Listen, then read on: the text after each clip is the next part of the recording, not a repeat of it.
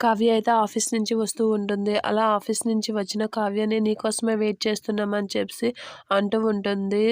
రుద్రని ధనలక్ష్మి మా కార్డ్స్ ఎందుకు బ్లాక్ చేపించావు అని అంటే ఏం అని కావ్య అయితే చాలా ఎటకారంగా చెప్పండి అనేది అంటూ ఉంటుంది. మా కార్డ్స్ ఎందుకు బ్లాక్ చేపించావని రుద్రాని అయితే అడుగుతూ ఉంటుంది. ఆ మాటలకి అనవసరమైన ఖర్చు ఎక్కువ అవుతుందని తగ్గించడానికే కార్డ్స్ బ్లాక్ చేపించాను అని చెప్పి కావ్య అయితే వాళ్ళతో అనేసరికి ఇక ధనలక్ష్మి అయితే మావేదో అనవసరం ఖర్చులా అంటే మేమంతా మా కార్డ్స్ అన్ని బ్లాక్ చేపించి మీ పుట్టింటి వాళ్ళందరికీ ఏం చేద్దాం అనుకుంటున్నా అని అంటూ ఉంటుంది ధనలక్ష్మి. ఆ మాటలకి కావ్య అయితే షాక్ అయ్యి అలా చూస్తూ ఉంటుంది.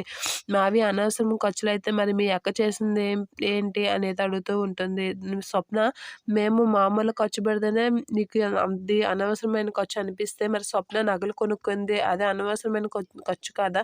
తను ఇప్పుడు బంగారం నెక్లెస్ కొనుక్కుంది అని చెప్పి ధనలక్ష్మి అయితే గట్టిగా అడుగుతూ ఉంటుంది. ఏంటి మా అక్క నెక్లెస్ కొనుక్కుందా అనేది అడుగుతూ ఉంటుంది ధనలక్ష్మి. ఆ మాటలకి రాజు వీళ్ళందరూ అయితే షాక్ అయ్యి అలా చూస్తూ ఉంటారు.